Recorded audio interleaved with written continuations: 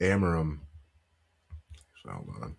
Let me just get myself fully situated. It's just like, no, hey, not yet. Not yet, too soon.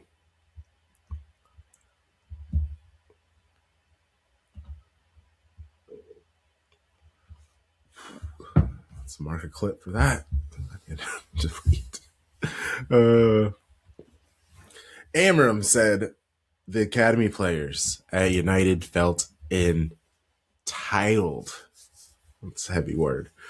Pep does not feel the same. Always I had the feeling that I should have looked a little bit more to the academy. Always, if I have a little bit regret, my tenure here 10 years is go a little bit more there. Because I have just the feeling that always it helps you, always. But at the same time, to give that time, that they are not a final product for the academy player, maybe we were not able to win 6 Premier Leagues. Because to do that, you have it's not about the skills, it's the composer. It's about what you have to do in every single moment, every single minute, every single game, and that give you time, give you the time you have played many years in one team, and that the young lads don't have that.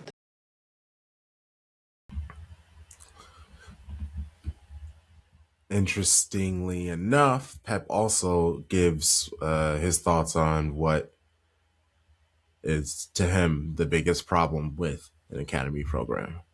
The quality is there with 10 people with the same age. And that's why to grow up, to be a better player as quick as possible, that is not the way. The way is playing against Exeter. That is the way. It's been from, I don't know how many spectators in the stadium, 20, 25, 30, 35, 40,000 people. Like support conditionally, like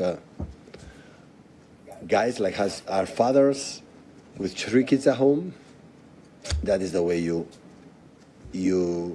challenge. So in that the skills are there. Skills is not the question. All the academies, I'm pretty sure United or Liverpool's or the Chelsea's, or they have a good. Because this country loses amount of incredible English talent players, young players. But they grow up, they don't compete. They don't compete, and that's why the process is a little bit. Sometimes you don't know exactly. It's the right moment, the right tempo to go. The problem is it's kids playing kids when they need to be playing people with 3 kids at home.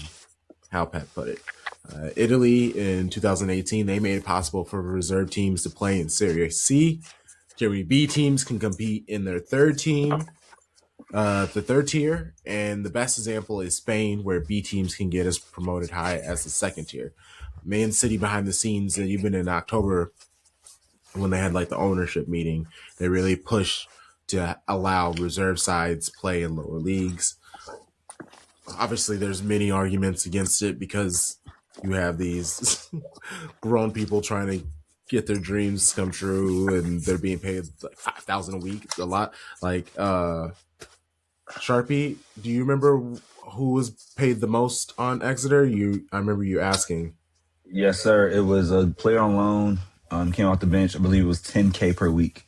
The majority of the team was making between 4 and 6, and you still had like some people that were like 1,000 plus a week towards the bottom. So yeah, could you compared to the top league? Imagine some like 17-year-old doing like 5 step overs is walking up to you and they're making 4 times the amount, and they play for this club, like the B team of Manchester City. Those championship, those League One teams, I can like Echeverry. Like, could you imagine if they had to face Echeverry every week? Like those types of situations, yeah, it would help. Well, sorry, they got to get better, bro. Like, and it's funny you brought it up. Of course you did with your research and your detail, because I was like, I was like, wait, he's talking about coming from Spain with Barca B, and I know it. That's where La Masia gets all that experience. So when you call up a Fermin or these guys we don't know, they know them because they play against professionals every week, from the age of like 16, 17 when they're ready. So I think the England system has its beauty, right? Like the academy system is great, all the different leagues. It's kind of like AAU in America. Yeah. But until you can get to play with grown men, you aren't going to really know what you are capable of or what you need to do better. because you can dominate your own age division, but that doesn't help when you go play a 28-year-old. Like, so I hope over time, even if it's like fourth tier, right, just pick something where they can get the experience. But I know people in England, oh my God, they're going to ruin the pyramid and we don't want to do this and then blah, blah. Like, so that's why the loan systems are like they are. And that's why we have buyback clauses and like, hey, you on loan, we coming back when we need you, maximally. Like, So I get it. Yeah. I do get it. But I mean, it's also an easy way to inject some cash into these lower leagues by allowing these teams to, because where are they going to play? That's tickets, that's attendance, that's possibly attention. I know so many people who watch those Man City Academy games and stuff on City Plus, and when they're on and I have free time, I'll throw it on, and it's fun to watch. I don't hate it because the lower leagues, they need a lot of money.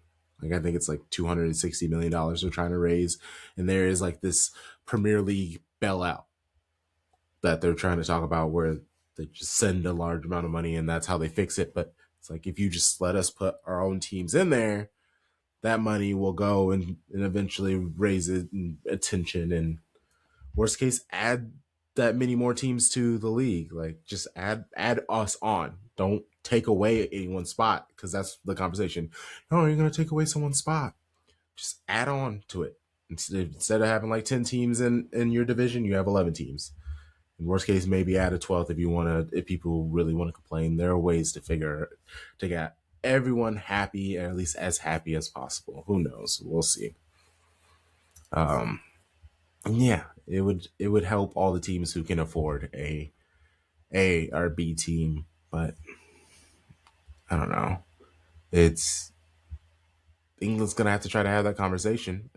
They're gonna see how good they are in this World Cup, especially with this young talent.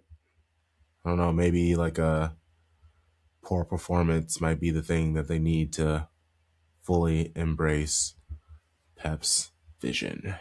We making art over here, baby. You know the vibes. Shady gang, shady gang, shady gang.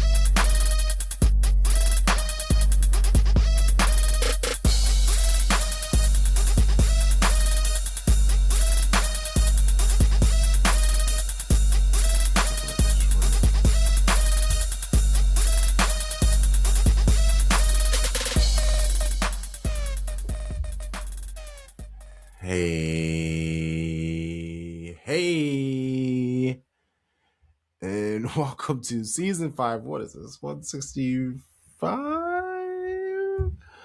of That feels right. Yes, episode 165 of Shades of Blue. This is culturally inappropriate. We are the most comprehensive show about Manchester City, covering both the men's and women's games, spanning both sides of the Mason-Dixon line. We make an art over here. Capitalize A. I am Crunk Chocolate. I'm here with Sharpie Charlie. More show bros will be here throughout the episode. So if a fantastic voice just jumps in, make sure to tell them hello. How's it going? How you doing? How you feeling, Sharpie? Man, City is back, baby. City is back. Just an incredible 4 days. Saturday, Sunday, Monday, Tuesday. Incredible 4 days of games. I can't wait to talk about it all, man. How are you? Yeah, good. Energy's high, vibes are high. I'm doing like a dry-ish January. Like so far, I drink the first lit stream of the year. It was the second. I was like, all right, whatever. But that was the last time I drink, and I'm gonna try to go the rest of the month without drinking. It's not necessarily for like health or anything, but it's to tell myself you can do it. Start small and just like keep, one success leads to another one, and it's good for the body. It uplifts the spirit where you're just like, I did something, and just try to keep rolling that through the year. So every class, we have a saying I got from my football team. I go, do the little things, and the kids go, and the big things gonna come. And so that's just what you're talking about, right? Those baby wins, they stack up each day as a win. Yeah. You build, and then it's like, wow, I did 4 weeks. Like, you can do anything you put your mind to. Yes, Truly. Yes, I love that. I admire you. I cannot join you in this, but I admire you. Hey, and I don't want you to. And I love, of course, you have a call and response with your students. Of course you do. Love it. Absolutely love it. Shout out to the third child, the producer, created our amazing beat. If you're watching on YouTube, please like the video, leave a comment with your thoughts, subscribe if this is your first time here. If you're doing the audio experience, hi, what's up? Rate 5 stars, leave a review, say something nice, say something bad, put some emojis in there. I don't know. I don't care. It just helps the algorithm. It puts us in front of more fantastic people like you who are watching this right now, listening to this right now. There are more of you out there, and we would like to meet them. So go ahead, rate, review, subscribe, leave comments, all of those things. Patreon, $6 a month. We have match previews, fantastic interviews. You get this episode if you're watching on YouTube, or just if you're not subscribed to Patreon, you have ads. It got here like Wednesday night, Thursday morning. Patreon people, no ads. They heard it on Tuesday, right after we'll get to it, the win against Newcastle. VAR bastards. Yeah, subscribe. Fantastic, good things. Oh, I was really worried that we were gonna have to be kind of bummed or apprehensive about our success after the 10-1 win against Exeter. To do this against Newcastle, I'm very excited to talk with you and this team and everything. We'll leave the Baby Blue Baddies to later because Tom will be joining us. So we'll just start with the City Men match against Brighton. So these I'm not even gonna delve too much into but acknowledge its existence. That is always nice. And there's something interesting in this conversation that Pep said in the pre-match interview. He was basically asked when John Stones would return, and Pep replied, I don't know. And the way that he said, I don't know, it was, what is crazy is John Stones in 10 seasons with Man City, he's only had 4 seasons where he's played at least 75% of the games possible. Like Not ideal. Not ideal.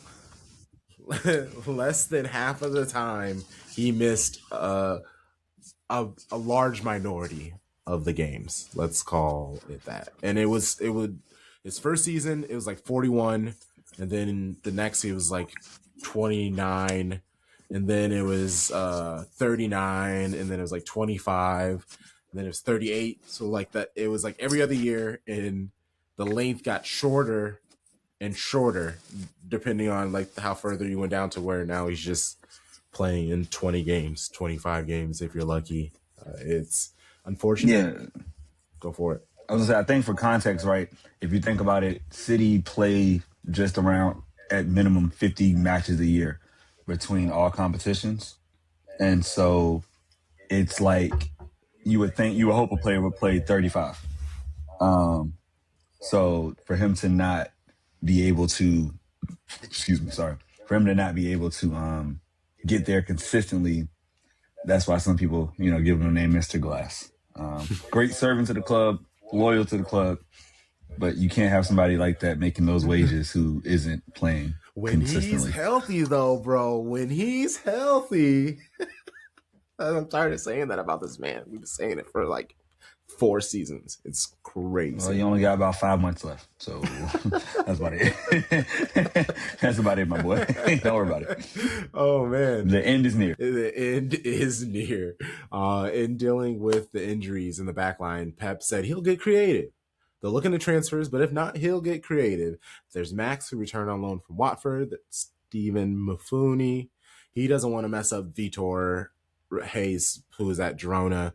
They're in a relegation battle. That was his reason why he didn't want to call back Vitor.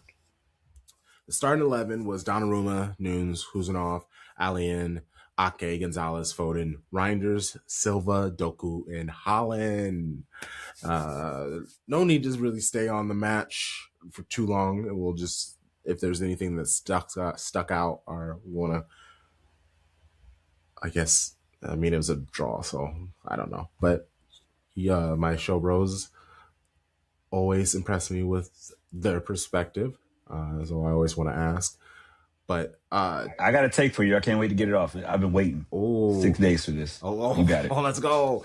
Doku cooked in his first start since returning from injury. He earned the penalty that Holland scored. Mitoma scored in the 60th minute, meaning City dropped points for the third match in the row. 7 big chances, 21 shots, 2.5 GG. 2.55 XG. There we go. But only 1 goal via a penalty. Brighton's physicality, shithousery, combined with the players' fatigue was kind of story of the match for me. The one bright spot was Max Allian. He looked impressive. He won 9 out of his 10 duels, won all 3 of his tackles, had a 93% pass accuracy. So let's hear this hot take. I'm all in. What? This is what's great about matches happening after a fact, because if we would have recorded Wednesday night, I would have been livid. And it's mainly because 2 of our best players missed really great chances to win the game. Yeah. In like a 5 to 10 minute stretch, right? Like second half, Holland gets that ball. He doesn't kick it off the ground, kicks it low, always to his left, to the keeper's right. Keeper saves it right away. Cherki gets the ball. And I don't know if he missed the net totally or just whatever, but like, I forgot what happened, but he missed it, right? It was like he was in the middle of the net. It didn't go in. And not taking your chances is the most frustrating thing to watch as a fan. Because like, hey, these are the ones we create. Like, you have to hit one of those. You won't make them all. We get it. Outside the box, whatever. That one, please hit. So I was very livid because we played well. Like, when you only concede that 1 goal from Mitoma, which was a great shot. It was. And of course, people say, get out on it, blah, blah, blah. But it's so far away. Like, it has to be a great hit. Yeah, it's just frustrating. That was frustrating in that day. And I think that's why, like, when we move on to the next match, the weekend was so necessary. Because coming off of 3 straight draws now at that point, it was like, yo, we scored 2 matches in 3 games. That's crazy. 2 goals in 3 matches. Like, this isn't right. Yeah, and I mean, I gave him the shout. Allian, he was fantastic in that match. It was very good to see because we all kind of thought, yeah, sure, he'll be back. He'll play Exeter, but how much more will he?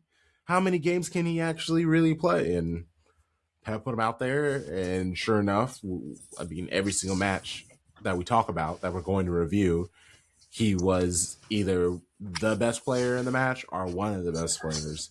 And to see this coming from a kid who was playing in Watford, it's absolutely amazing. Not only do I have lenders saying nice things about him, I might even have Pep saying some nice things about Allian. Like, he is a fun story, and these are kind of like narratives that are needed for a good season. Like, people shining, getting their attention. It keeps people locked in, interested, supported.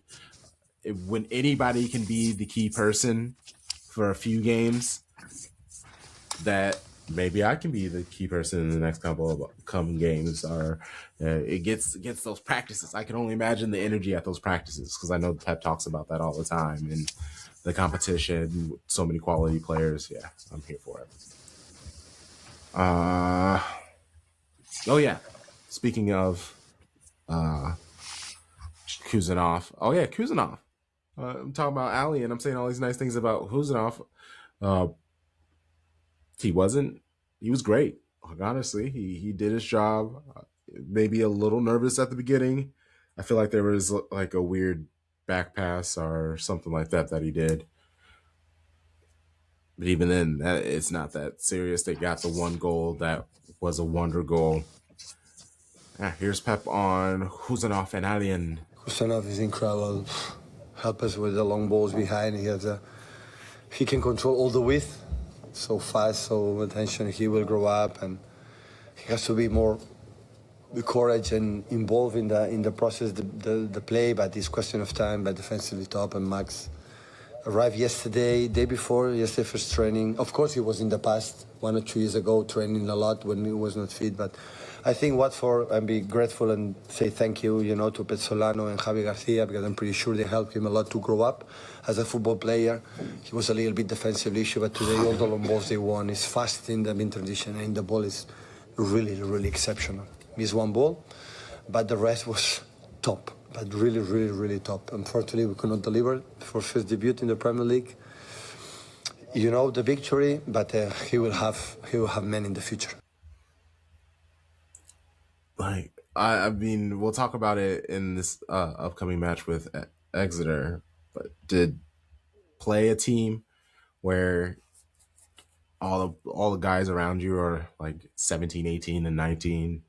22 is the oldest. Well, like during the watch along, we kind of laughed that there was a moment where Phil Foden, Reinders, was the oldest player on the pitch for Man City, and he was 27. That was it was him and Foden, and then a bunch of 19, 20-year-olds. It is insane. Yeah. Real quick on Please. age and experience. I looked at their player profile and thought Max Allian had 17 appearances for Watford this season. Like this season was his first season out on loan. Mm-hmm. So he got 17 done before Christmas, came in and hit the ground running. And that experience goes back to your wonderful intro about playing up and playing adults and how much better you get versus if he would have stayed in the academy. And then I thought about Kuzunov as you were talking about his performances, which is great. He only had 31 appearances for Lens before City got him. And it's incredible to see that especially with defenders. I feel like because, again, the goal isn't to score, which is really, really hard. The goal is to keep people from scoring. So as long as you're athletic, the structure, the techniques, you can pass, like you can get on the pitch and excel. And I think like it's a thing that we're figuring out, like young defenders, if you get them at the right time and they play the right build up, they're ready to step in. Yeah. It's a lot of like quiet killers on that defense now. When Nunes becomes kind of like the bad boy who's arguing with everybody every match, I like that. Someone has to take over for Bernardo and the shit that he gets into. Like, who's gonna take that mantle? And I think Nunes is the perfect person for that. What's up, brother? We are talking about. Let me get a screen grab of this fit right the fuck now. Oh my days! Yeah. Tom put that shit on today. Let's go. What did John Witherspoon say? You got to coordinate. You got to. It's really the only way. That is one way to intro yourself. I absolutely love it. We're about to move on from the match against Brighton. Was there anything that you want to address about this match? I think I said it in our last show. If we did not get a result against Brighton, something serious needed to happen within 24 hours. And it wasn't 24; it was 48. But then Semenyo was announced. So. Yeah. So like the message was received, I guess is what I'm saying. That's nice. No, that's a great point. And thank goodness he is here. And speaking of him, we got a Semenyo. Pep was asked when the interest in Semenyo started. He said it's been there for a couple of years. They've been watching him. The scouting team has been keeping in touch. We know he's a talented long thrower. They naturally asked Pep about that. To use it. I have many thousand other priorities than that. Yeah. It's not a big issue to make the That's team. my manager. It's a detail. Yeah, we think about it, we talk about it, but that's the point. When you win 7 games in a row winning or 11 unbeaten, you have really, really good things. And the other one is not good things. Not now with 3 games that we could not able to win, not even lose, but we cannot win. But it's the same as 7.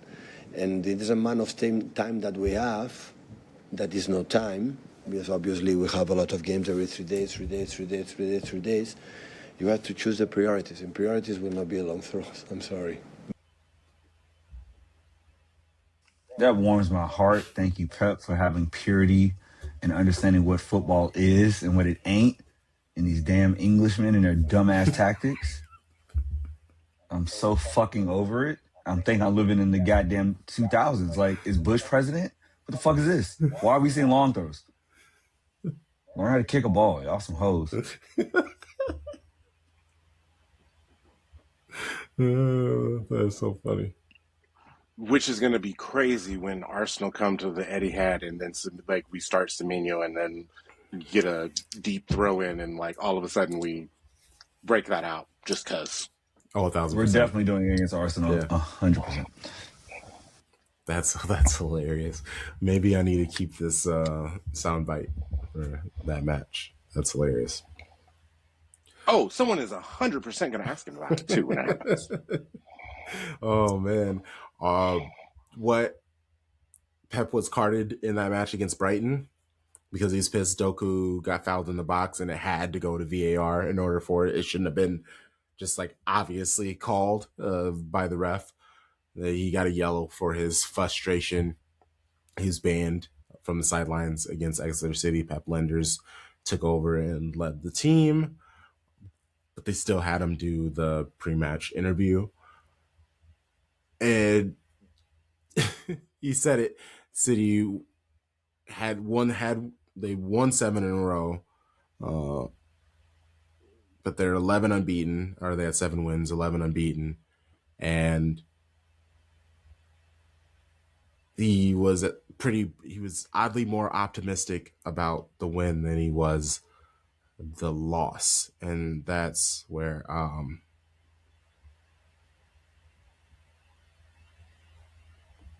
Pep knows where the academy. Pep on. Wait, where is? I done fucked up. It'd be like that. Pep on the importance of no. Tom, he's searching this. Let me ask you a question. Yes. Because I didn't get to talk to you on the watch along. Were you expecting dominance versus Exeter, or were you just like, we'll win and just keep it moving? I wasn't expecting dominance until I got the announcement of the U23s match against Burnley, and I saw Heskey started in that match, and I was like, oh, he's not finna play around at all in this match. Like he's gonna give them, especially since that's the first time that these two teams have ever played. He's like, oh, you're gonna get the full Man City experience today. History will be made. Yeah, I saw 16 in the lineup, and I said, oh, my days. We are not fucking around. You will FAFO today. Mm-hmm. Y'all about to find out. You come to this Etihad, memories will be made. You'll never forget this day. I also thought that it was like from my perspective, it was interesting in that match that Cherki actually played as the 10, which I loved personally. Mm-hmm. It clearly is his best position. I understand the level of competition and all of that. Do we need to have a PWF v Ryan Cherki conversation as the 10? Oh, shit. Is he doing it, Kronk? He's doing it. He's doing it. I mean, I'm not going to stop this conversation. Continue. We can have it. Go, please. I'm listening. I mean, Okay, first of all, Sharpie, like you say it all the time, like numbers matter, right? He has the 10 shirt. It means a lot. And I understand that like Phil has like an emotional attachment in the story to the number 47, and I get that he will never change that. I understand that. To me, it has seemed that when it comes to making plays, whether that is scoring goals, getting assists, setting up teammates to with a key pass, or creating set pieces by getting fouled, or getting to the byline and creating corners. I think that Cherki has been better at all of those things. I also feel like Cherki seems like he can play independent of whether or not Erling Haaland is in the lineup. I don't know at this stage in his career whether Phil can do that. That's interesting because I feel like, and you tell me if I missed it, I feel like Cherki's only played with Haaland. Correct. Like so far we only know this. So I don't know. Like I would think that would be the part where I was like, like we know Phil has like done a whole season, like done a false nine thing. Like he has, the receipts of like, I can play without Earl and still be effective. I will say this. It's hard to admit this when you have a player you love and you've known them for years and somebody comes along and you just like, wow. It's kind of like, this is where life gets real simple. It's like you're looking at a baddie, right? Whatever a baddie is to you, whoever a baddie is to you, whatever gender that is. When you look at a baddie, you like, dang, they bad as hell. And then another baddie comes along, you like, whoa, you are blowing my mind. I didn't think it could get better. And it's that thing where it's like, Cherki's like that new baddie on the block. And man, because he has it all. Like I would say he is more raw talent. He has more raw talent than Phil Foden.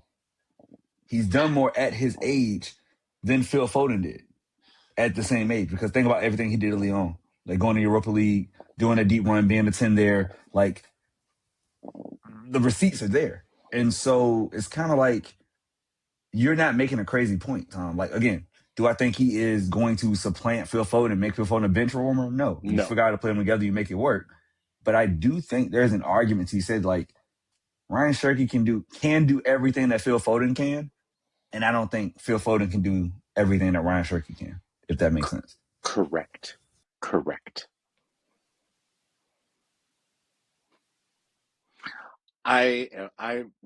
I'm about to get roasted in this clip that I might be with you. I love them both. I love Phil. Again, Phil is a baddie. Nobody's saying Phil's not a baddie. Yes. It's just Cherki comes onto the scene, he starts talking about giving and taking pleasure, and you be like, And then I watch that game and I'll be like, ooh. And I'm like, damn. Right. I see it. But he doesn't work the way Phil does. Yeah. He is a true 10 winger, not a 8-10. Like Phil can go. He can be an engine. He can come from the back, build up to the front. He'll run on defense. He's better at pressing. So that's the off the ball stuff that Phil Foden is way better than him on. And that's just growing up in Man City's academy. Like you have to be. So that part is real, and that is a part of the game. It's kind of like Luka Doncic versus like an Anthony Edwards. Like everybody thinks like Luka's a Jaylen Brown, actually. Because Jaylen Brown is a better two-way player than Luka Doncic. Yes. But Luka Doncic is a better offensive player than Jaylen Brown. Correct. But the game requires both. Yeah. And so it's just kind of like, what do you want? Because they're both amazing. It's just a matter of like, how do you want to like build your team, basically? I like that. No, I like that. I like that a lot.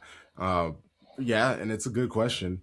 If Phil could become used to playing like next to a holding midfielder, like he could actually be like an evolved version of Bernardo if he wanted to be. Like yes, he could be like Bernardo's perfect form.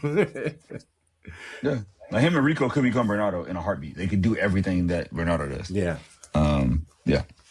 And it sounds like an insult to him, obviously, especially because we're comparing him to like Cherki, and everybody's given great situation, but also Bernardo has been our key player this season. Like, there are obvious players who are getting more attention, and rightly so, but Bernardo's consistency, his intensity, like, he makes up and he helps the other players around him not have to run as much, not have to be where they can kind of focus on doing what they're doing. He doesn't mind being that thankless person. So many people are hating on him, telling him that he needs to go. And he's doing his job perfectly. It's so well. He's doing it so well, you hate it. I think this about Bernardo, right? Like, he excels in his role, right? He's a true role player. Yes. He's not supposed to get you 20 goals and assists a season. That's not his thing. His thing is everything that makes the team win. Yes. And when you talk about him leaving, which we all know because the contract is up and, you know, like, things are going to happen, it's more so just because the squad has to refresh. Yeah. We're not going to get caught in that same cycle before where we have 3 30-plus-year-old midfielders. You can't do that in today's game. It's not smart.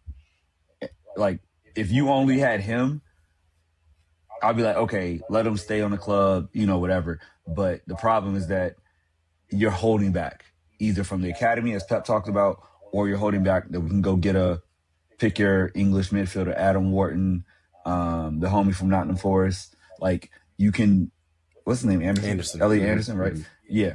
Like, you know, there's somebody there who is bigger, more explosive. Like, it's just going to make the team a different dynamic. And so that's the only issue against Bernardo is he can't grow. Like, it's like Rico Lewis. Like, we don't need both of you on the club moving forward. We only need one little person that is going to do all the things. At some point this season, we probably need to talk about if you're named Man City captain, that is going to be your final season at Man City. I mean, it's been that for a while. I mean, ish. The last 5 years, right? Mm-hmm. Yeah. Mm-hmm. Ever since we've been doing this show. Somebody did it. No, because Gundo left. Gundo left. Someone did it, I feel like, 2 years in a row, but I can't remember who. Oh, it was Kyle Walker. Because last year it was who? It was Kyle Walker. Walker before, and then it became... I believe it was Walker 2 years in a row. KDB. It was KDB. Oh. It was KDB towards the end of the year last year. It was the end of his last season. So it started with Kyle, KDB, Bernardo. Then you go back to the Gundo year with the treble. And then you go back to Fernandinho. Yeah. So it's like, yeah, it's going to be like, is Rodri or Diaz or Haaland going to be the person that takes it in their prime and, like, actually keeps it the same way like a Virgil van Dijk has been captain of Liverpool forever and we don't think about it. He is just the captain. So, yeah, it's going to be interesting to see. I mean, Pep did make Haaland an honorary captain, and maybe that's what he's trying to do. He's building him up. Yeah. Just trying to be. But Diaz is there. Diaz is a great leader. Mm-hmm. Rodri's incredible. Like, if those are your top 3 options, I'm here for it. Right. I found it really interesting in the Exeter match that Rico Lewis was actually wearing the captain's armband for a little bit, and I was like, and then I looked at the players that were on the pitch. I was like, oh yeah, I guess he would be the one to do it. Yeah, he's a blue, true blue. That's hilarious. Yeah, are we gonna talk about the goals? We can talk about whatever when it comes to this match. Yeah. There were so many goals. Does anybody have a favorite?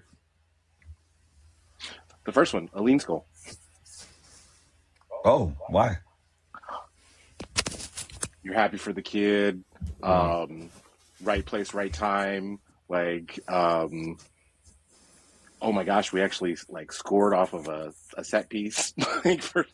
Again, another one. Yeah. So, I think that personally, that was my favorite. Was it the most aesthetically pleasing? God, no.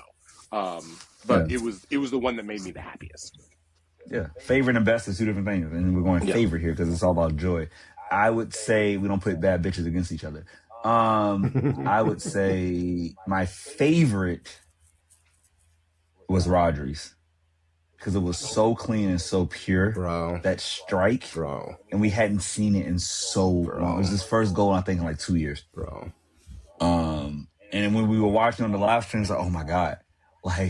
It's so beautiful. I got tears in my eyes. It's a moment.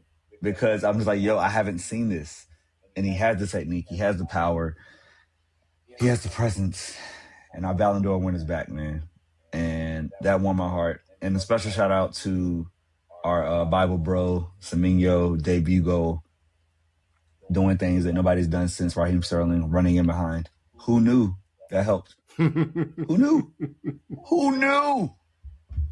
And then last but not least, in my rankings, the City Academy goal, the Mukasa assist to Makedu. Yeah, pure. Like those boys have been bred for this moment to have it at the Etihad, to have him go celebrate with his dad. Come on, man, the feeling. Yeah, man. Just all the diversity. Why didn't we say this in 4 years, y'all? That was the best comment of the stream. Diversity. And I was like, oh my God, we did it. Black Clown was cute. 10s in the chat. That was bad. 10s in the chat. 10s in the chat.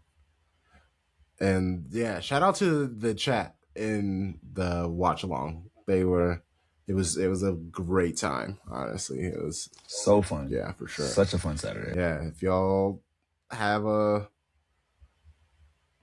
if you're ever watching a match at home, trust me, like come and check us out. It's a good time. The vibes are had. I actually don't really have y'all named all of the goals that I really enjoyed. It was good to see like Rico Lewis get 2 of them. That was nice. They were really good team goals at that. Like, and it kind of shows who he is as a player. It's like he can be that string. Like he's gonna really help. The calm presence. He's getting there really much as a footballer.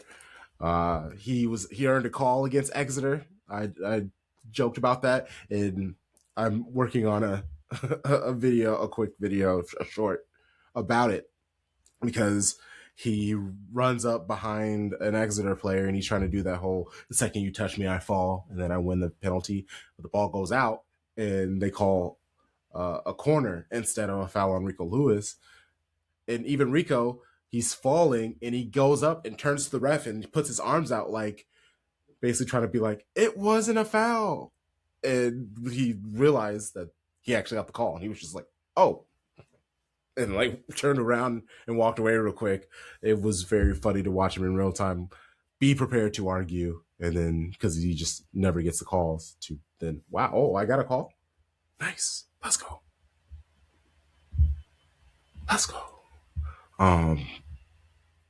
Pep Linders, he did the interview post-match.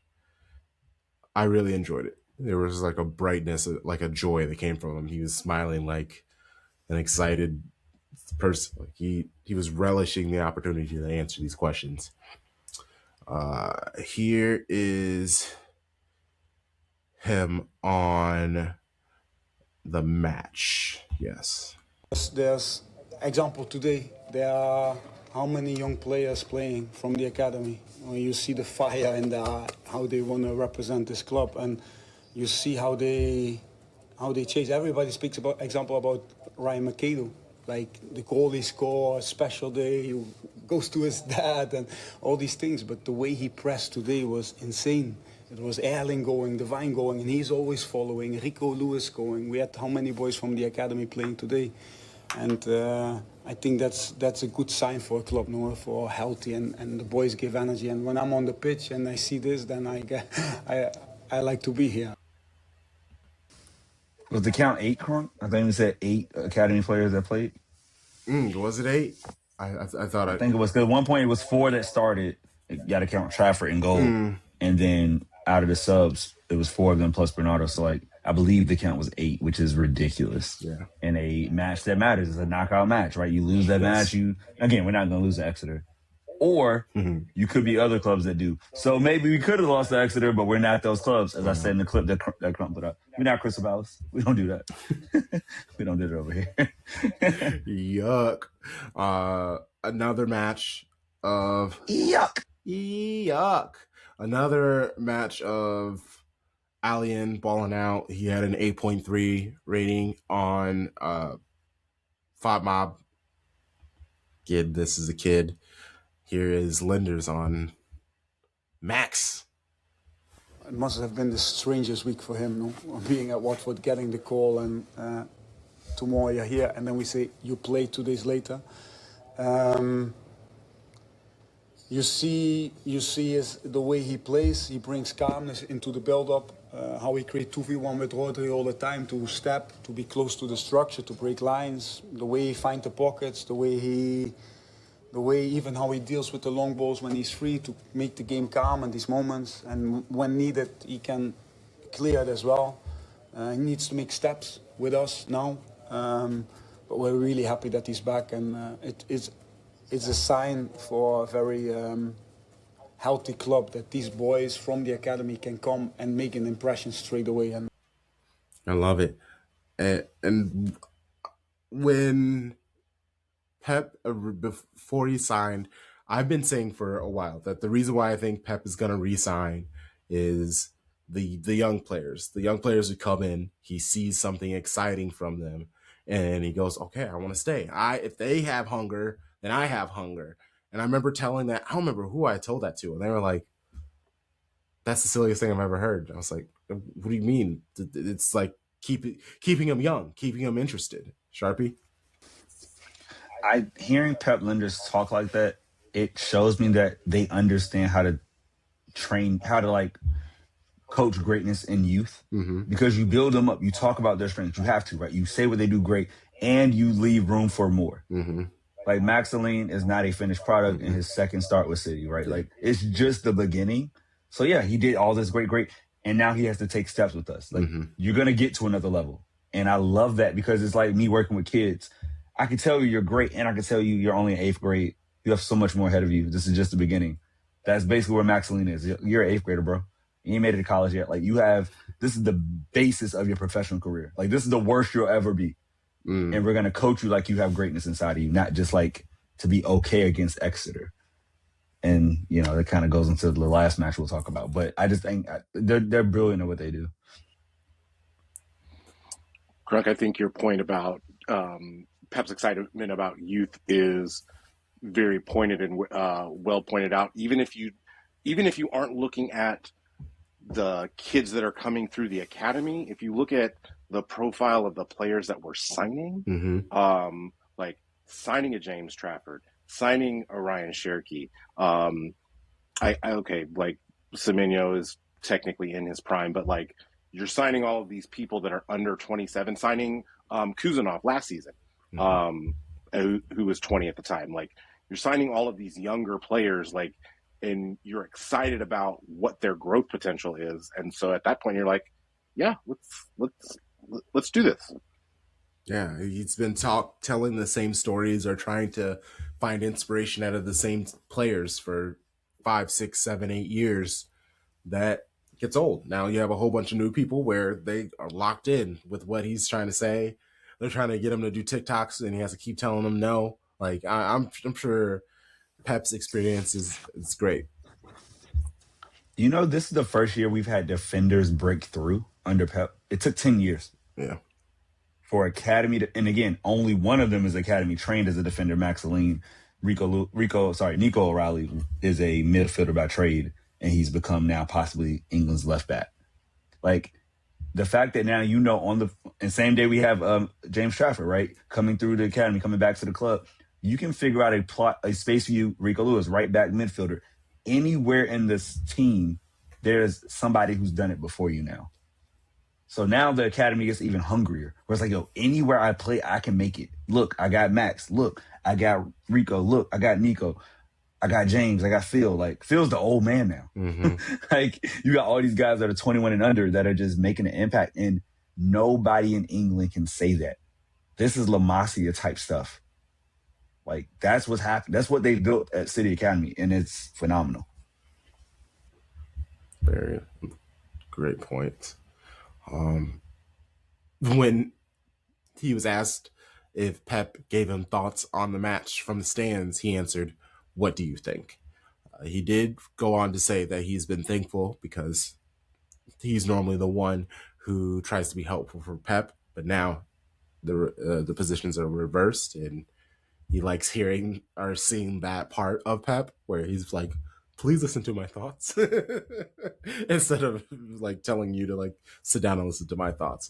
But he said there is no chance that Pep steps aside and lets him lead another match without him being sent away. And yeah, this Carabao match. let's get to it.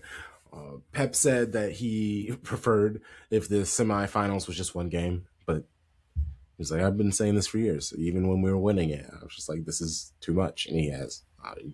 He always complains about too many games.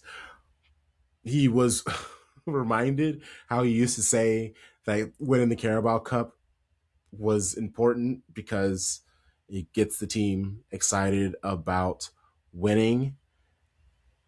And I don't know how much he actually meant that, at least from this response. Always say, it's not a lot, but yeah, helps. It's helps not a for the lot, fact, but it okay, helps. We won one title or we won something. It's for the more for the silverware, the lifted is more the self-aware that okay, we won. We are able to do it, and when you win in a row, you helps to win more. And no, I would say not as a routine, but it's like, okay, we have done it. So when a player said, if I've done it, I can do it again. Well, you never ever have been in that position, and never you are playing Bernardo and Camp Nou or in certain places. When you play many times, you are better. It's normal. It's a question of process. It's always a question of process. Oh my gosh. Pep. I just like the way that he was like, winning itself. No, that's not what matters. It's like the spirit, the integrity, the ethos, like giving them something. Once you get to one mountain, then in theory you'll want to go to a higher mountain. I'm gonna do a Bernie Mac real quick. America, because y'all know what I'm talking about. America, that was Nick Saban with a Spanish accent. What that just was? Like we were just talking about the process. We're not talking about the results. We're not talking about winning. We just talk about the process. That was Nick Saban God damn with it, a Spanish Tom. accent. That's why I love you. This is why I love you, because that hit me in my heart. That hit me in my heart. Oh, feelings. So deep in my feelings. Oh, I love it. That's so good. That's so good. Yeah. Oh, and Rico Lewis, captain band, 2 goals, assist. He was the dude. Midfield player. It's not a player to win right back up and down. So I'm not physicality, and he likes to do that. But when the opponents allow you to a little bit go to the position, to the pockets, it's just extraordinary. Extraordinary. It's not casualty, always is free, always arrive in the box, have ability to score goals, and always is in the right spot. And it's not easy to find in the smaller spaces. And when the opponent allowed you to go a little bit there, it's just extraordinary. Always I had the feeling they should play more. So weird to say because they didn't play much lately, but I'm a big admirer from Rico. Big admirer. I'm completely in love for the way he moves and he plays, and the way I like to play football. It's extraordinary. I love it. Okay, starting 11. This was a fun starting 11. Trafford. He is our cup keeper. Nunes, Kuzunov, Allian, Ake, O'Reilly as the holding midfielder. Bernardo, Silva, Foden, and Semenyo Doku starting at the same time.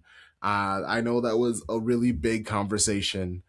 The days leading up to Semenyo signing for City was, can they play together? And the obvious answer was yes. But people still argued it. It's nice to see Pep just be like, yeah, put him out there. I just want to say this for everybody listening and for my showboats. Can we all assume the posture of prayer? Because the Bible boys are here. The Bible boys. Amen. Amen. Yeah. We have some fun conversations during the watch alongs.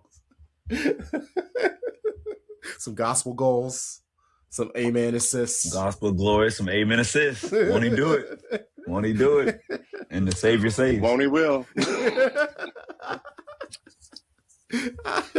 Oh my gosh. Okay, so this match, it started off rough. There was a lot Well, of. I want to go back. I'm going to go back to the lineup real quick. Please go for it. Sorry. I sent something to our Slack chat, and because I saw that starting lineup and I was concerned.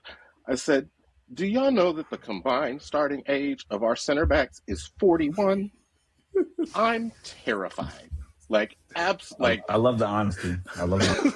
I was like, I am terrified because if they just get one chance in behind, ooh, I'm not loving that. Not loving that at But all. Tom, you know those young legs? They mean pace.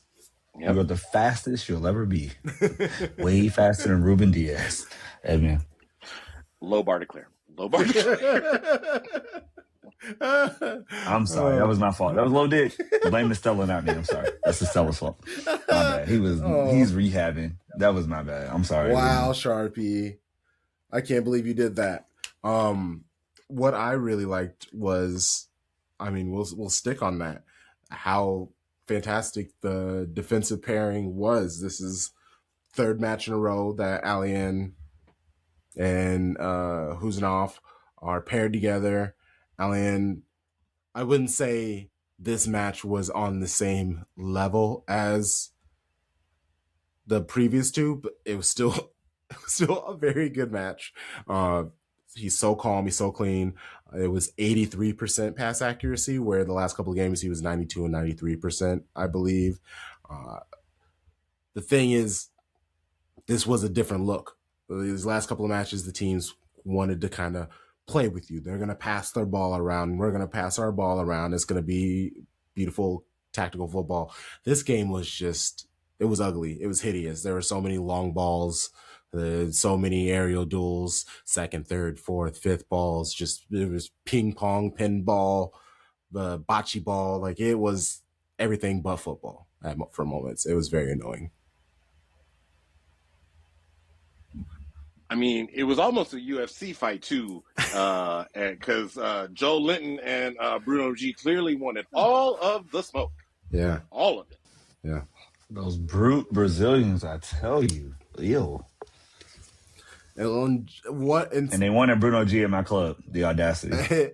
And even sticking with that, what I want to say, usually you can bully City into kind of complaining about the lack of calls and fouls, and you can get them distracted and their intensity kind of drops. It happened once after, what happened? There was a long gap, and then they Hall also then had the weird throw-in situation where I think he got carded as well, and then they got that shot that was, they almost got Tonali got a really good chance where they just change up the flow, and City, who do possession and it is kind of focused on the flow of a game, teams like Newcastle, where they'll just boot it down the pitch for no reason and just make all these extra passes for no reason. They want to tire you. They want to catch you off guard, and everybody was pretty locked in from the City team. And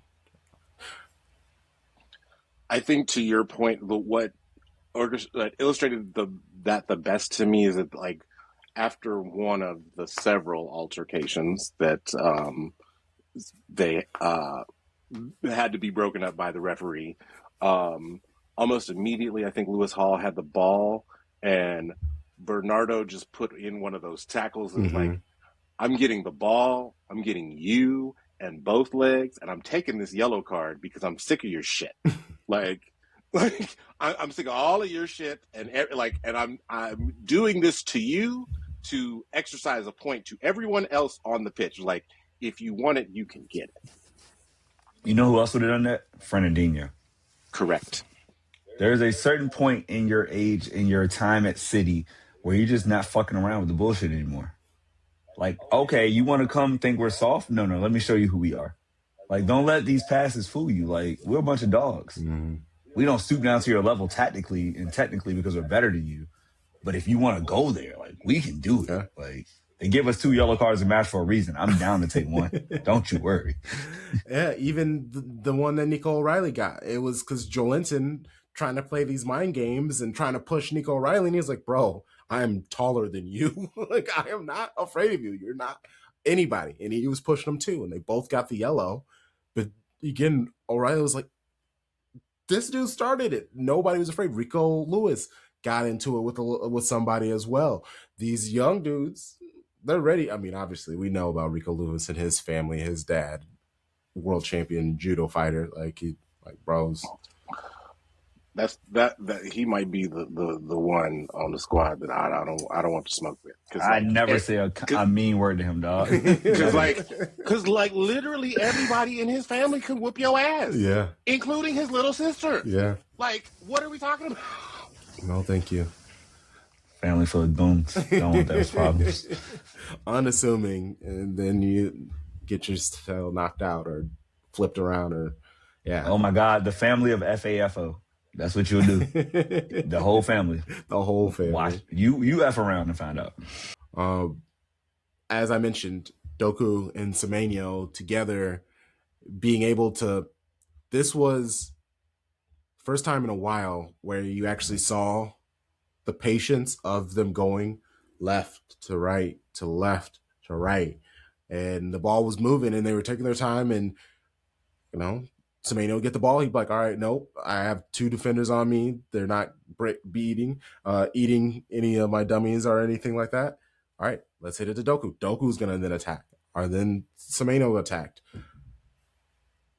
It really did feel like Leroy Sterling. And I know we have talked about that combination for years, ever since they've left, with so many different iterations of winger combinations. And maybe it is just because they're both melanated people. That's obviously an easy tag, but we're seeing it. Like the wide play, Semenyo's goal, it was a winger to a winger situation. That was Leroy and Sterling's thing. I don't know. I'm hopeful. I'm excited. Naturally, it won't be every single match. We're going to see other players, but I'm very excited about what that combination pairing can mean for the club. I thought that this match was a good showing of the contrast between the two of them. Like, we already know Doku is like very like quick, twitchy athlete, like short area explosiveness. Semenyo has like a smoothness to him that like Doku simply does not have, and that's not a bad thing. Because he's still like strong as hell, he's still fast as hell, knows when to make the runs at the right time. It was just a good like contrast in like, oh, you need two different styles of wingers, and like that is okay to have. And Tom, you made this point. You called Jeremy Doku a SEC running back. Yes, like he will be a running back. Semenyo's the wide receiver. Yes.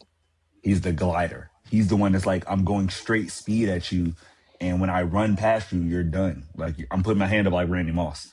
So it's like, I'm giving you, Shady McCoy and Randy Moss on the same team. And it's like, good luck trying to stop either one of them. This is for all my football fans. Hope you enjoyed that. NFL playoffs coming up. Go Broncos. And then we got fucking Rob Gronkowski in between the two of them. So like, exactly. Yes. Figure that the shit Terminator is there. Good luck. God bless you.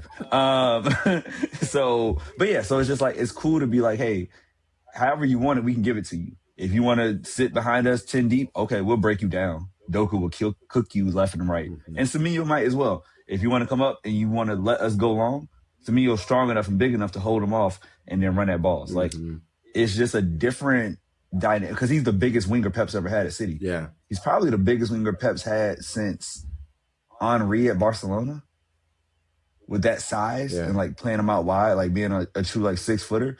Like, it's different, and you can see how he impacts fullbacks. I just think like this is a great signing.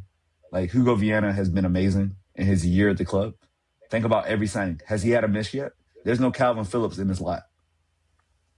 Like, everyone he signed, to my recollection, has been good. And giving us like things right away, like, which is hard to do. They've shown promise. So I'm just like, thank you, Hugo. Really great work. Yeah. We got our YouTube star in the building, y'all. Yo, what's up? Nah, man. Legend. Just trying to The get you. legend. Hey, the you, they doing their thing, boy. Look, I know I came in and sidetracked the whole thing, but Please do. Nah, bro, this is the best part. you know, I left my stream. I wasn't with you guys last week on Monday when we recorded. I wasn't feeling well. I tried to get through Tuesday night with my stuff to keep it going.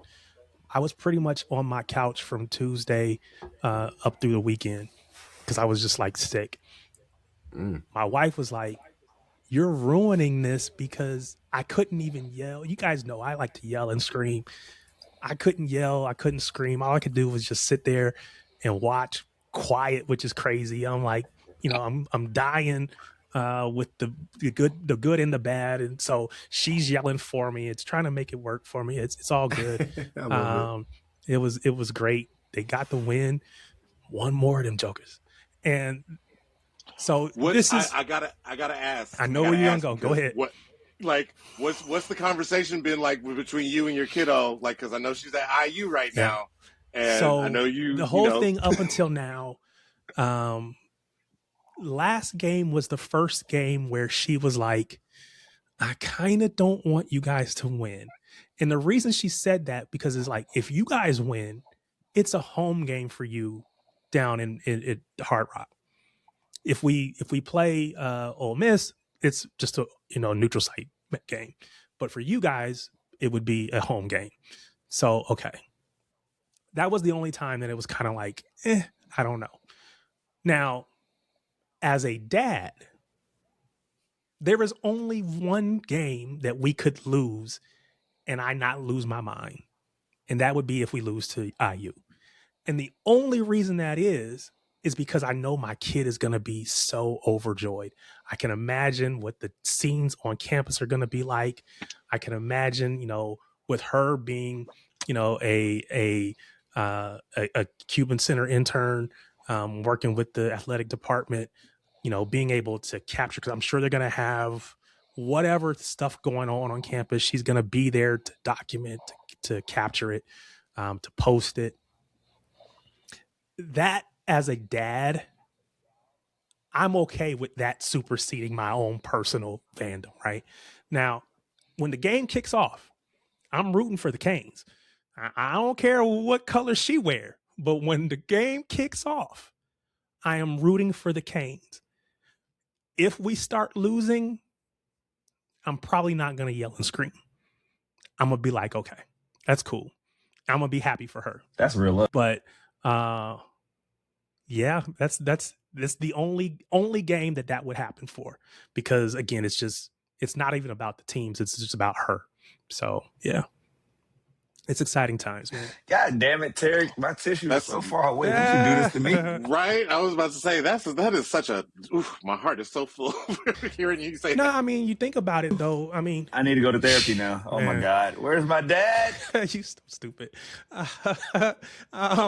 Nah, but I mean, real, you think about it, man. You always, as a, and I guess I'm the only one that knows this, but when you become a dad, man, it really becomes about everybody else. Whether it's your wife, your spouse, whatever, you're trying to make sure she's good. You go to work, you bust your butt to make sure everybody at home. That's how you define yourself as a man.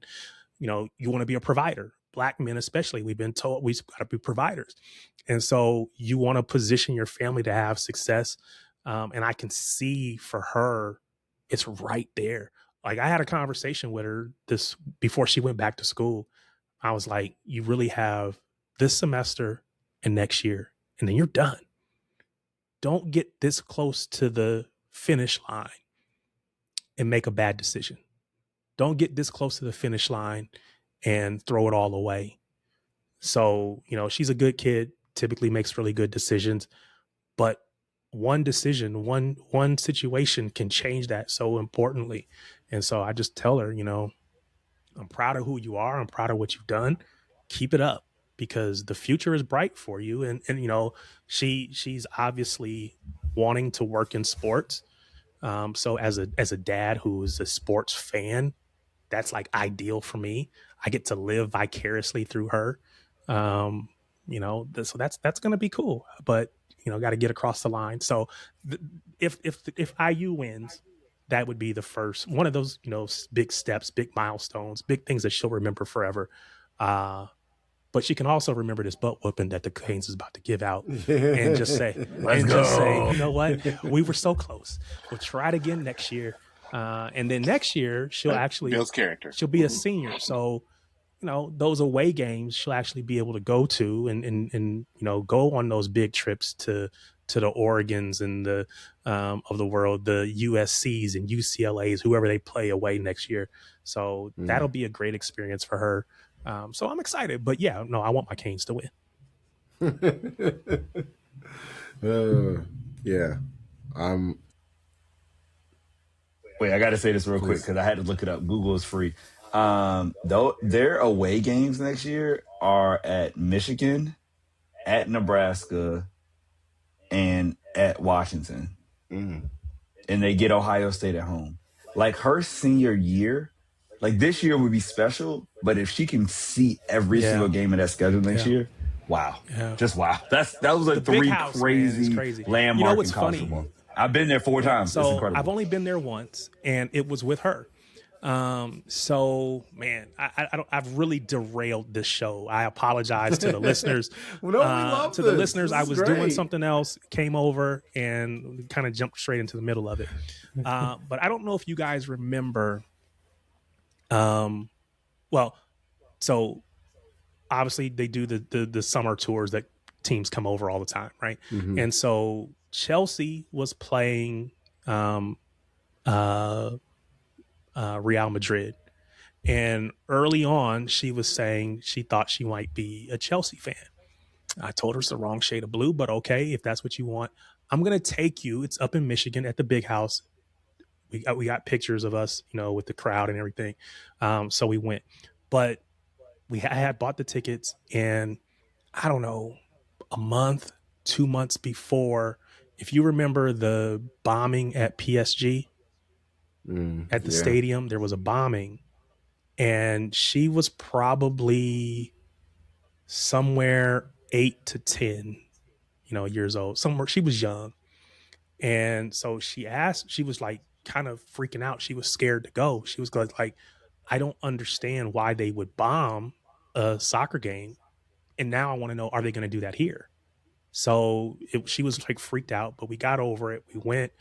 And that was actually the first professional football match that I went to, was that I was just taking her.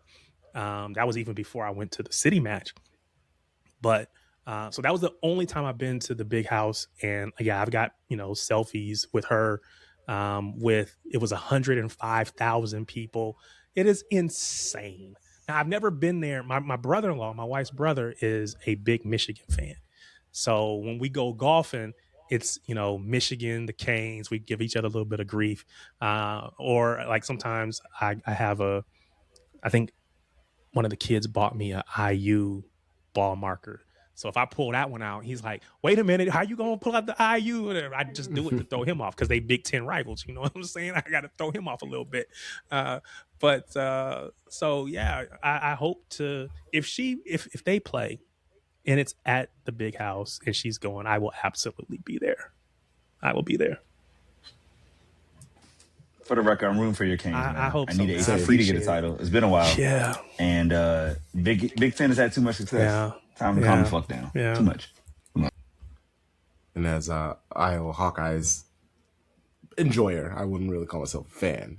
So I'm never going to root for Indiana. See, this is interesting because like on social media, it feels like most fans of most like conferences, if your team is in a conference, your team is out of it, then you root for your conference. Mm-hmm. So to hear you say, I'm Big Ten with Iowa, but I don't care. Skip a IU, y'all lose. That's interesting. Now I know like in the ACC, it's pretty much every man for himself. So the Canes has got everybody rooting against them. I seen a little map on social media that said who's rooting for who, and it was basically South Florida, green and orange, the entire rest of the U.S. in red and white. So, or as my kid would say, crimson and cream. So, I love that. yeah. Oh man. I mean, that is the home of Kappa Alpha Psi Fraternity Incorporated. It is. Which, when you hear stuff like that, you be like, how did that even happen? I know. How did they do that? How? Real Black history. Well, you know that they had to change the name. Like, that's why there's like, basically they say like, oh, is the frat so pretty they had to name it twice? Because originally it was Kappa Alpha Nu. And they started, and they started, you know, white people started calling them Kappa Alpha with the hard R. And so they're like, let's change it to a different letter. God damn it. Everything in this country goes back to racism. Oh my God. Racism ruins everything. It is just always around us. Everything. Oh my God. No, I didn't know that, but that's actually good to know. But yeah, no, it's, you know, surprised when you hear some stuff that's like, oh, that started in Indiana? Really? So we were talking about the Newcastle match. Yeah. Perfect way to slide back in. Let's get back into Bruno G and Bernardo slide tackles. Yeah, exactly. And we hadn't even got to the goal yet. We haven't even gotten to the goals. We haven't gotten to the VAR taking away of a goal. But honestly, thank you for all of that, Derek. That was actually a very nice look into you and your life, your family, and everything. Listeners, if you're like, nice. Hey, we don't care about your life, put a comment in your favorite podcast, wherever you do your podcast, and just put a comment in there. I like all comments. I want to hear them. Good, bad, or indifferent. I'm not going to cry. Go ahead and tell me. I don't want to hear about your family no more. That's okay. It's okay. If you like it, cool, put that in there too. But we want the comments. Yes. We want the interaction. We want the engagement. Let's go ahead and get on that. Yes, I love it. It's the Carabao. We talked about how Pep basically was like, yeah, the Carabao itself, I don't care about, but it's the spirit of lifting the trophy and telling yourself that you can do something, and it helps you take the next step towards continuing doing that. Talked about Rico Lewis being his favorite person. Yes, these goals. Oh my gosh. Yeah. The first goal, Doku doing his thing. Cooking, and just sends it across. Bernardo with the little flick on, and good on Semenyo for getting there to the end to smash it in. It was after a very frustrating first half. I was incredibly thankful that they were able to get that goal, because I was really starting to stress. I definitely had my stress ball hugged a couple of times. Yeah, thoughts on the goal? How do we feel about it? I'll start. I didn't catch it live. Shouts to being in a meeting with your principal and her boss where you can't take out your phone and watch. Hate it. Hate being in good places with good people. But when I saw it, I was like, oh my God, this is the dream. This is the one where Doku starts it. He gets past the defender. And I hate that, like, Bernardo had to get the touch so he gets the assist. Mm-hmm. But, like, it was literally, like you said earlier, Sterling to Sane. Or Sane to Sterling. It was the same thing. It was beautiful. Yeah, I'm with you. I was hoping it got through cleanly. I saw the little bobble. So it's unfortunate that he doesn't get credit for it. But very well-deserved assist. And kudos to Semenyo for just being in basically right place, right time, you know, crashing the box, you know, coming in on that. So I've always complained with Holland, because when Doku is coming on that left side and he's playing that ball across, if he plays it across the front of goal, there's just too many defenders typically there for the ball to get all the way to Holland. So the fact that Bernardo actually got the touch, got the ball up over the defender, and, you know, so maybe that was the reason why it got there. I don't know. I don't want to give too much credit there, but I just know that it hasn't typically worked. So I'm glad to know that Holland was able to come kind of inside, pull some defenders there, allow Semenyo to crash back post, get the little touch just to make sure none of the defenders get a foot on it as it comes through, and we got a goal. I think it is.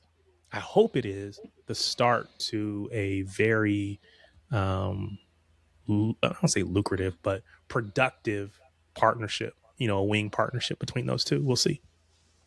Bible Bros. You can be lucrative too. Let's get them paid. Lucrative too. To Tarek's point, I thought it was great to see like there were 3 runners crashing towards the box, which is like not typically something that you see with City. And so the fact that the ball was able to get through, even if Bernardo did get a slight touch on it, and you saw what it meant to him when he celebrated. Like he scored against Exeter in his debut, but I mean, it's Exeter. It's the 4th round of the FA Cup. You're supposed to score. Yeah. You're supposed to. Yeah, you're supposed to. Like, this is, actual competition, Premier League level competition that you're facing, and, you score at their place. And it made a difference. It hit me as Tom was talking and making an eloquent point. Semenyo knows all these guys. Mm-hmm. That's the advantage he has that no other player has had. It's like, I've played against y'all for years. So St. James Park to him isn't anything. For Maxine, oh my God, it's 55,000 on the road. This is crazy. Or 51,000. This is crazy. For Semenyo's like, I do this all the time. Like, this is literally what I do. I've scored here. I've done, maybe he hasn't, but he's performed there. Mm-hmm. So I think like having that familiarity and being able to get somebody like mid-season, this is why I shouted out Hugo Viana earlier. Like the work he's done since taking over for Cherki has been incredible. Because like you can't ask for a better person to come in amid an injury crisis again with our wingers, like, and AFCON. Like this is perfect. Yes, sir. The disallowed goal. That also is a sign of Semenyo. Why did that take so fucking long, bro? Like, 5 minutes and 30 seconds. And then you wonder why we had like NWSL level stoppage time at 9 minutes. Yeah. God dang. It's so frustrating. Yeah. Did you agree with the call once it was made, or are we all like, that's a bunch of bogus? It's a bunch of bullshit. Like those lines, they can't. I don't even think you can put the lines on top of each other. That's why they were just like side by side like that. The play, it also the way that it was so creative. It really wasn't like a Holland pick. They were both wrestling each other to get to a spot. Like it should have just been a situation where they just cancel each other out. The ball goes. It's a goal. It's unfortunate for Newcastle, but it's all taking 5 minutes to like. There should be something like there needs to be a time limit added. If you cannot overturn, because it's supposed to be clear and obvious, is it right? So yes, clear and obvious. Yeah. If it takes you 5 fucking minutes to find something, then it's not fucking clear nor obvious. Yeah. Duh. Yeah. And That's fair. Pep had a take of his own about it. 4 officials in VAR, they are not able to take a decision. It was the referee first and the second. I don't understand why the 60 minutes the Premier League game here, with the shot with the penalty for field, VAR didn't say anything. I understand the 20 minutes in Premier League game here, the penalty for Jeremy Doku with Tio. Take a look.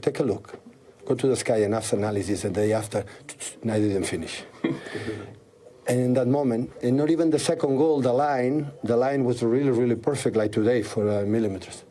That I don't understand, but I'm pretty sure the official is going to call me tomorrow to demonstrate why didn't VAR intervene in these 2 clear penalties with 0-0 in here in this time. And I tell you today, look in my press conference, they say anything after the game against Newcastle here. Although today VAR intervened. I was waiting in that moment. The 2 unbelievable penalties, and didn't happen. But it's okay. We know how it works, and that will make us stronger. I wasn't gonna say anything, but now that you guys are on some bullshit, I got some thoughts. That's basically all Pep said. Oh man, the VAR, it's so frustrating, and you could even tell by the way that he's trying to look at it and how closely he try to zoom. They don't even have the proper like camera set up to get a good look to do it correctly in a way that we all feel good. Like that, like even the Paramount, the CBS studio people, they were all like, "No, that was an awful decision. That was a terrible decision." The referee correspondent that they have, she agreed with the referee, but that was about Is it. that the uncle? What's the last name? Uncle? Yeah, Christina. Yeah. No, she stuck up for her own Shout out to people. Ted, because Charlie was talking about baddies. Ted pulled a baddie. Oh my God, he upped his game, bro. Like, how did he pull that? I swore that for the longest time that was her father, and then like when I found out that they were married, I was like, "What is happening?" You know what it is though, and this is the thing for a heterosexual man in this country: pulling a baddie that makes people go, "How?" That's all you can ask for in life. Like, that is the goal. Like, yo, look beside me and you go, what does he do? What is his gift? Because how did Christina uncle pick that man? Like, come on, dog.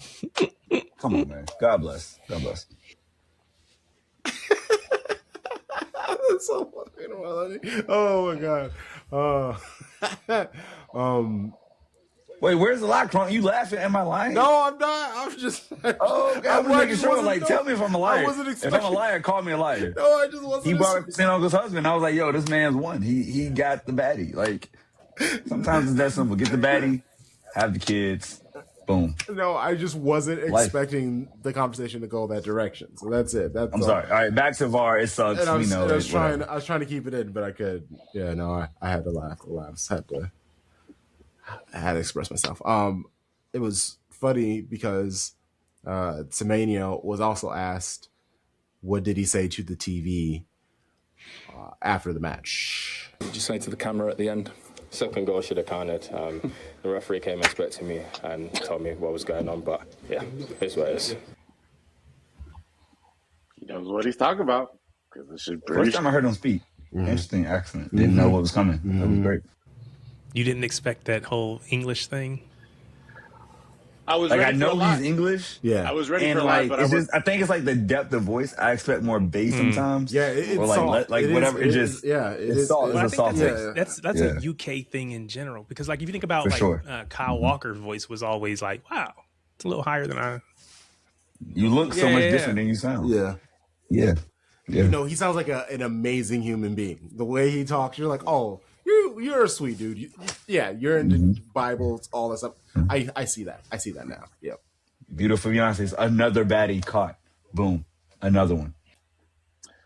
So my two favorite non-goal scoring moments of this match: the tremendous save that speak on it Trafford made, just like speak on it. I just like that reach back and that palm, like that was like, okay, I'm gunning for minutes. I understand that I'm quote unquote the cup keeper, but like I want to play some Premier League matches too, and I'm going to show you that you need to play me in those.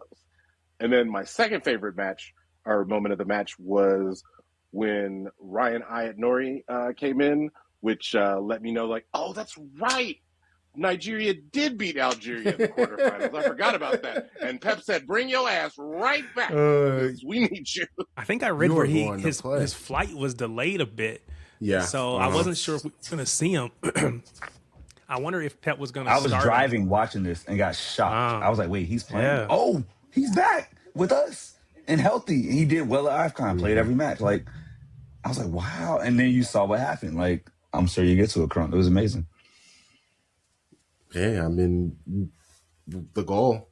Like, who wants to talk about it? The game winner. How did it make you feel? Oh, okay, so actually, let me say this first. So I was doing the watch along, and my mom called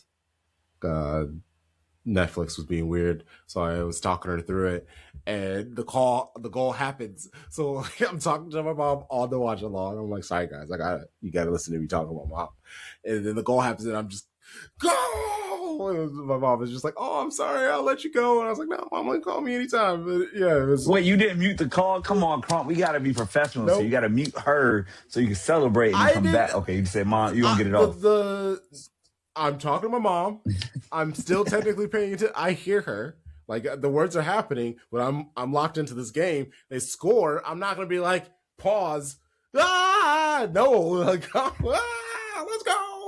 Mom, you're going to hear me scream. She's experienced me she's watched me watch football. She knows what to expect.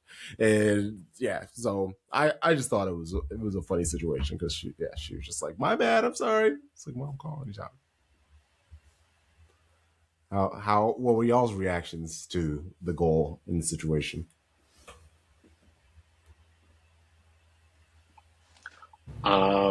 Based off of the take that I gave earlier, I felt vindicated. I think that was my yep, he needs to play in the middle. I think he's probably better than Phil at that position. Like he needs to be playing there, and he needs to be playing there more often.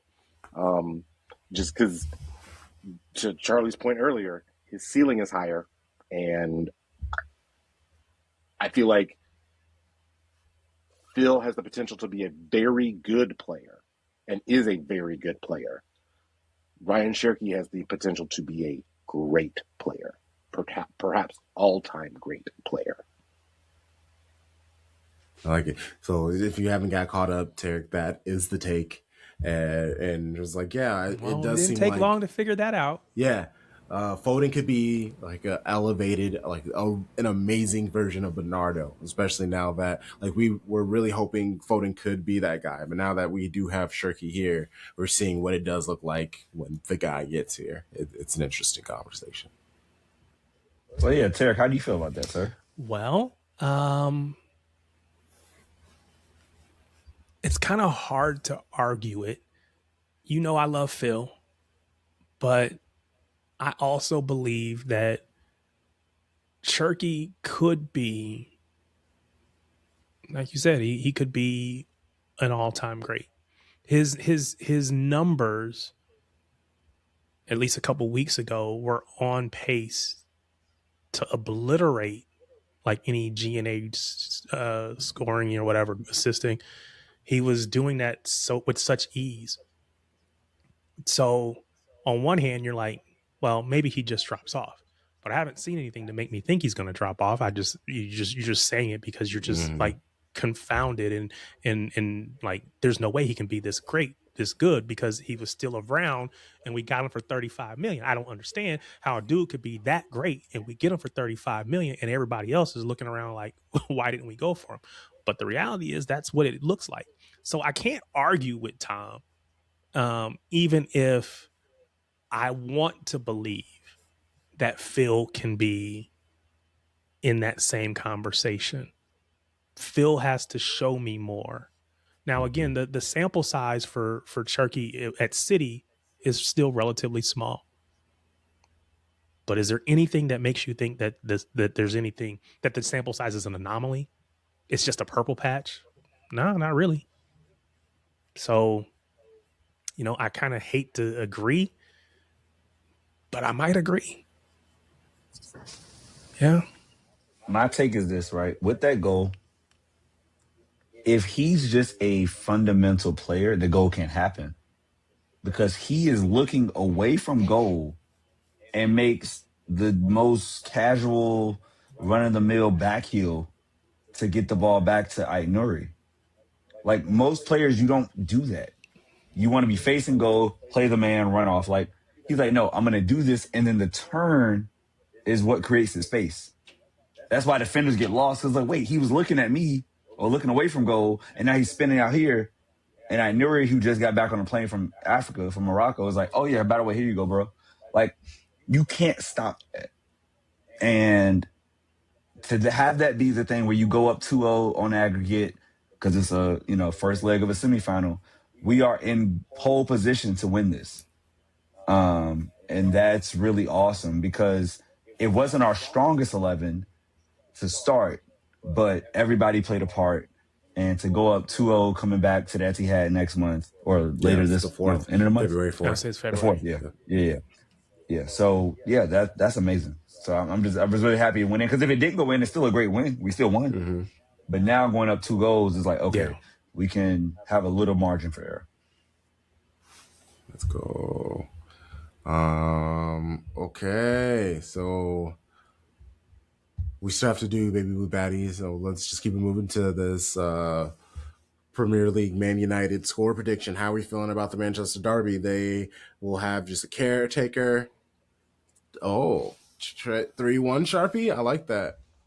How is it that every time that we play a quote unquote big six opponent, like they just get a new manager? Yeah. Or like Everybody wants a new I'll manager say they bouncing. try to find That's the thing any for this year. all Yeah. benefits. So Like, new manager this is- bounce.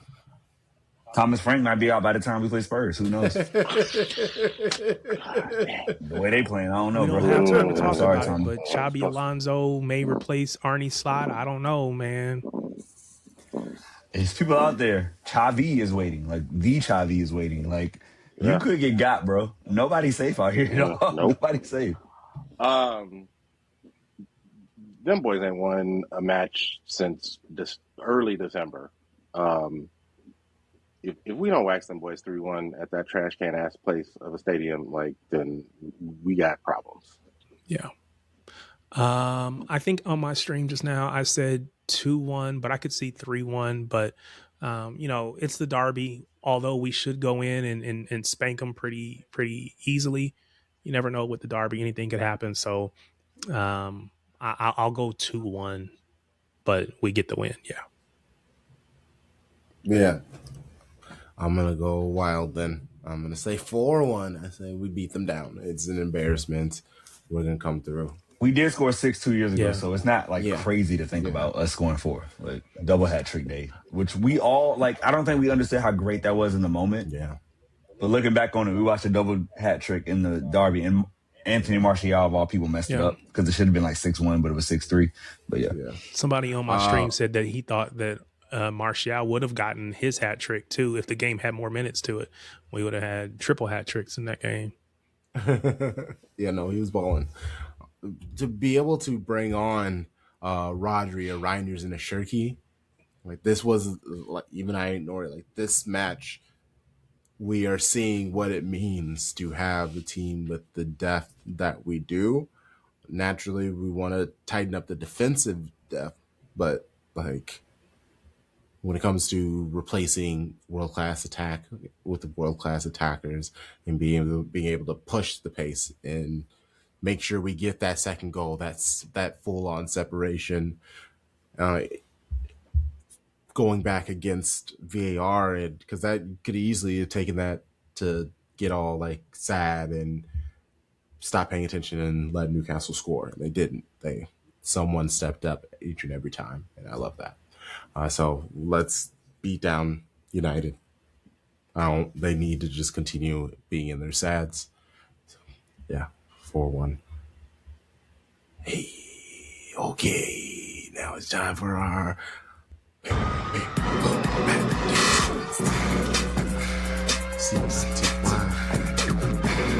yeah. What?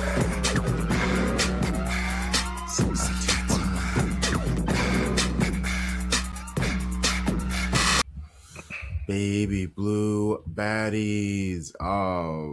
So Jeggy, he said the break was needed for the players. The week of practice before the match against Everton, the confidence was high. You could feel the players have this belief in where the season could go. Fagino's week to week.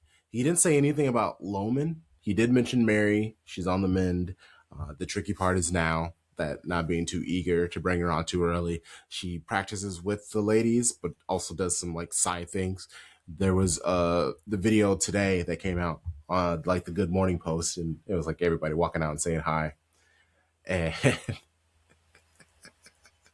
it's Weinrother's birthday. So the president goes, "Happy birthday, Weinrother." And Mary Fowler goes, what? It's your birthday. It was just, just with her like Australian accent. It was very nice to see. And you heard Mary. Well, she's there at least in the morning doing some drills with her. We'll see her sooner than later, it seems. I know they probably are going to take their time and make sure that she's healthy for the Asia Cup more than anything, and then come and finish the rest of the season with City. Crunk, would you like some espresso? Tom, do you like a latte? Tarek, do you have any taste for a frappuccino? Anybody need some coffee in their life? I was confused for a second, and I was like, "Where is he saying?" Oh, no, the second he said it for us, I knew where it's going. I mean, I cannot wait to record with Trev because, oh my God, he's gonna crash out so hard because he was so convinced that Sam Coffey was going to Arsenal because she's a big Arsenal fan apparently. But I mean, the fact that I guess I give Theresa a hard time, but she's been putting this together for like 12 months. Mm-hmm. So, she's been laying the groundwork for this. So it's nice to see us in the running for some Americans after, we had mixed results with our last ones. So, well, get the one from Washington too. Why not? I don't care at this point. Just do whatever it takes. I hadn't actually seen this, so this is interesting. Yeah, Sam Coffey. There's a rumor that she was at the Joy Stadium. She was an attendee at the Joy. Joy, yeah, she was there at the Joy for this match. Tom Geary is reporting that there is a $800,000 offer, transfer offer to Portland Thorns for her services. So, yeah. Which is a lot, y'all, because $1 million is what Alyssa Thompson costs as a striker. 800 for a DM, not an 8, not a 10. Oh, I'm sorry, that was 800,000 pounds. That's not. My bad. So we are going up to dollars. So it's basically $1 million at that point. Yeah. Okay. So yeah, y'all. It's real money out here. This is the investment we talking about. This is what should get us the Bunny contract to make us all go, oh my God, the day you wake up at 5:27 a.m. and you're like, oh my God, Bunny's out. Like, that's what we need. Okay. Give me coffee, give me a bunny. I want some caffeine, and I need a cute furry animal. Make it happen, y'all. You got emojis right there. Right there. Just put the coffee with the bunny. Everybody's happy. I do want to talk about this match real quick, and the only thing that I want to say about this match is that Carolyn, Nicole, Israel, Faraz put Maz Pacheco on a spit and slow roasted her for 90 minutes. Like, there was a point at which Sorensen was like, go switch sides. You go deal with Lauren Hemp, like, because you are not the answer to deal with Caroline at all. Like, and just the on the first goal, like, just the way that she absolutely just dribbled past her, shook her. Like, it was Barry Sanders-esque is what it was. And with the insult was her inside foot. Like, technically, it was the foot closest to Pacheco. She was like, "This is how not afraid I am of you. I'm just gonna dribble past you, and you're not even gonna know that I'm dribbled past you." And that's exactly what she did. So I won't show it here, but Crunk, you saw it on the watch along. But since winter break, I've had Caroline in her finest on my wallpaper, and every day I'm inspired to be a better person. And watching this match, I was like, wow, she is phenomenal. I'm literally about to tear up right now. Like, I love this Brazilian woman so much. She is everything that people talked about Jack Grealish being, if you like men. And as a man who likes women, I just like Caroline. Wow, you are my heart. You are my soul. I adore you. Brazil's finest export. Thank you so much, Caroline, for being you. And you're phenomenal.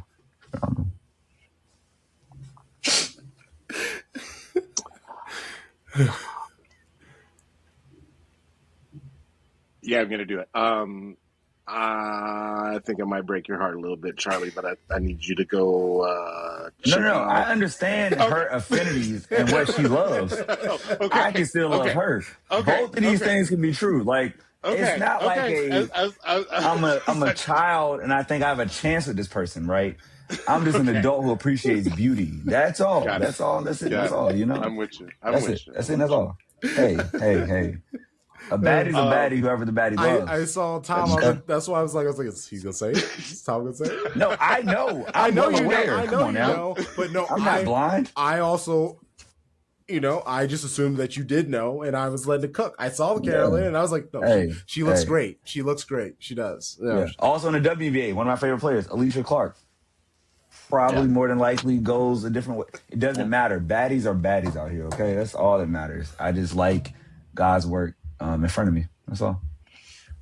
I think you could definitely tell that there was like some rust in this match. Like, yes. I think two things can be true.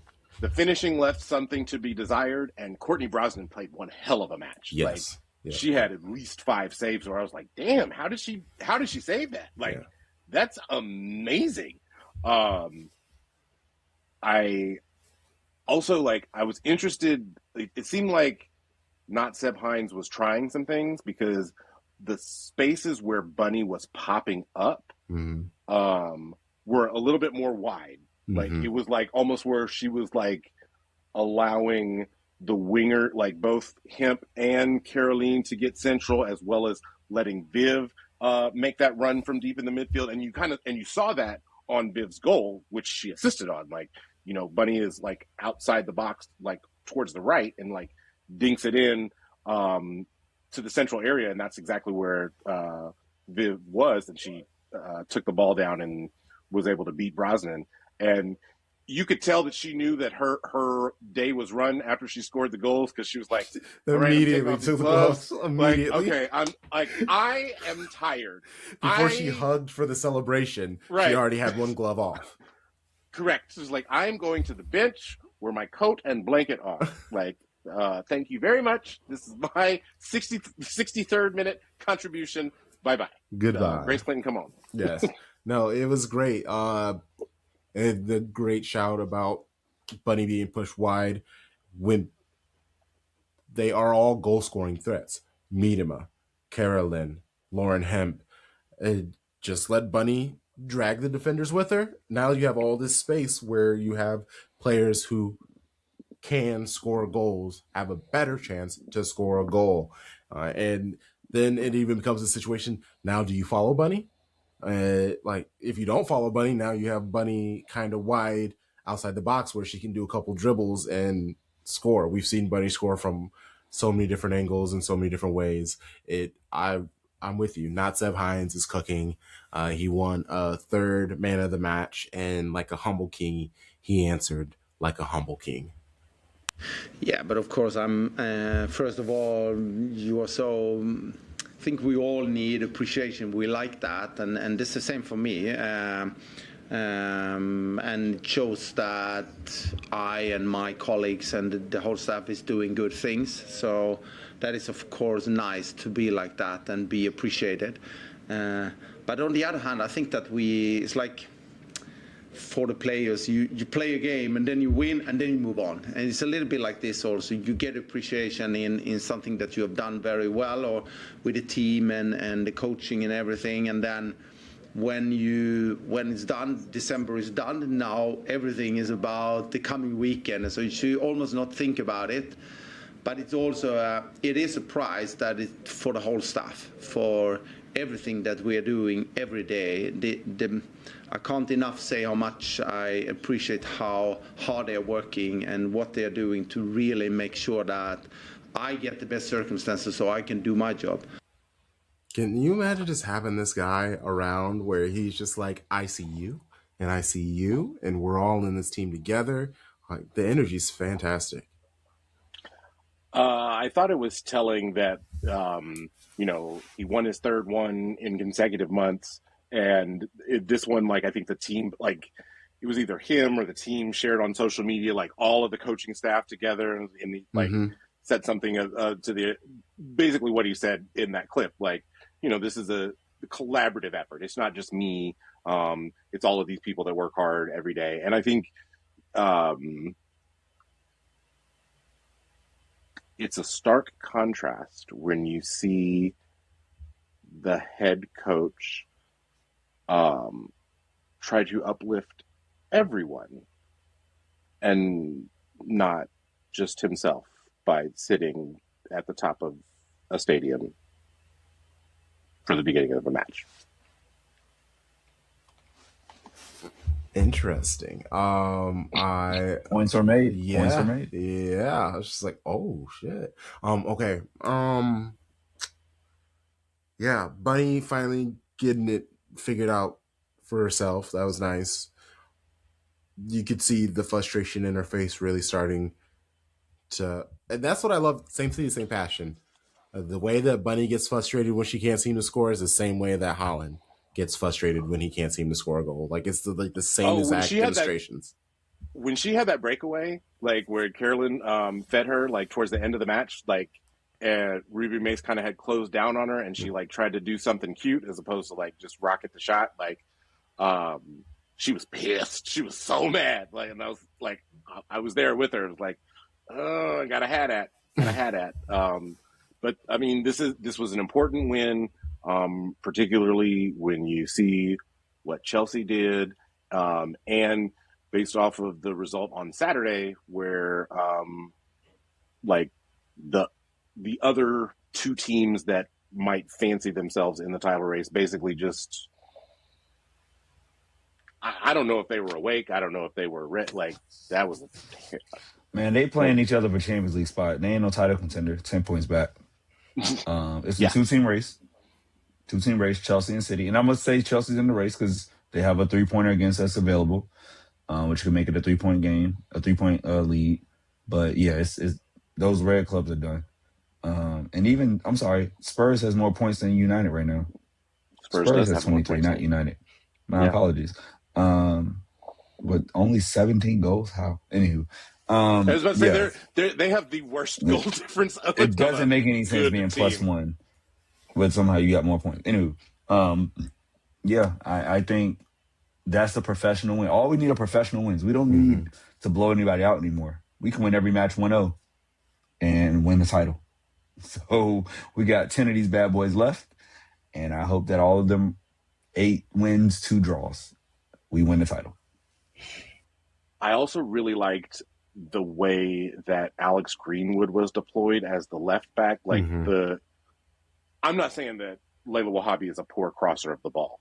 I will not say that. I will say that the quality of crosses that Alex Greenwood was putting in were very high. And hell, towards the end of the match, like, if Brosnan doesn't, make a save, like, she scores because she actually got into the box, which was kind of like a little bit shocking to see. So I said that, like, okay, we're going to get an upgrade at left back, and that upgrade is going to be Alex Greenwood. And I feel vindicated about that. Yeah. And what it is because, Wahhabi, she likes getting up like it's like those close crosses. It's like traditional crossing that she likes to do. And whereas Alex Greenwood, it's almost like that Trent Alexander-Arnold cross where it's like super early. It's a really difficult angle for you to like anticipate. Like it's by the different angles. So you're able to catch the defense at a disadvantage a lot, and she is better defensively as well. She's not much faster and agile, but she is still enough where it's visible. And also, she's Alex Greenwood. You want her on the pitch, but it'd be really rough to Kanak and Rose. Like they're this is the best thing that you can do right now is making her a left back. And even if she gets beat, you still have Jade Rose who can get back in time. You have Casper who can get back in time. Worst case, they just stall long enough for Bex to kind of come in there and clean house. The team is really set up for some success, and the idea of adding Sam Coffey to the squad, City should be able to, they're in a chance to lift multiple trophies. They at this moment could still win the domestic treble. Like that is, they are in all those positions. But if say they only win one or two of the trophies, adding in a Sam Coffey, I know they're probably going to make some more moves in the summer. They are really going to be set up to play at all the tournaments and possibly win all of the tournaments because they'll have a deep enough team with enough quality. And that's a huge change from last year where they were like hobbling to finish the season. And now, even with the injuries that we have, still have this like huge depth of players. Yeah, I think squad depth is obviously something that it will be a drop off of dramatic proportions for City not to finish in the top three, right? Mm-hmm. Like lots and lots of things would have to go wrong. So you're all bottle jobs would not be top three. Correct. Mm-hmm. So you're already like, you see not Seb Hines and Therese like forward thinking like, okay, we need to make sure that our squad is strong enough that we can go ahead and compete on all of these fronts that we want to. So we need to bolster the depth of our squad. And if that means that, like, I'm not saying that Sydney Lohman hasn't worked out. I'm just saying that she's been injured. We haven't seen much of her, yes. Right. So if that just means that, we're going to have, even just for this season, like, we have a capable backup for Yui when she goes to Asian Cup, like, great. Mm-hmm. Like, and so, yeah, you just want to keep building that squad depth. And, some of that might be internal. Like you see a player like Laura Blinkilde-Brown who's really like taken that spot over and made it hers. Or Abba Fujino as well. Or, players like Aman Benet who, have come on and like played important stretches during this win streak when other wingers were hurt. So, I think this is the time where you start stacking those bricks for like to be able to compete on all of those fronts. Let's go. It's happening. It's happening. But also don't look at us. We're minding our own business. Stop perceiving us. One game at a time. One game season. Shout out to old school SOB popping up tonight. We ain't did 2 hours in years. Right? This is some OG. If you were here back in when Tom was out west and I was out west, that's when you got the 2 hour episodes. Before everybody has joined in the past couple of years, man, welcome. We getting things out right now. People are talking. I know Crunk got to get ready to run, but I just want to say this is beautiful. Amazing performance, y'all. Yeah, this is great nice. Stuff. Great potting right here. Great potting. I was gonna say since Bournemouth too. Yes. Bournemouth, they're in like the third division. Yes. They're top of the league though. They are top of the league. Here you go with that bullshit. 5. 9 wins and 3 draws. They don't have any losses this season. They don't matter to me. Play the Terry clip. I got 5 on it. Hold on.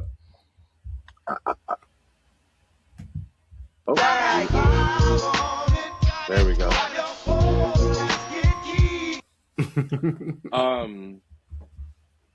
So I have a Caro to Bunny touchdown, and then I have a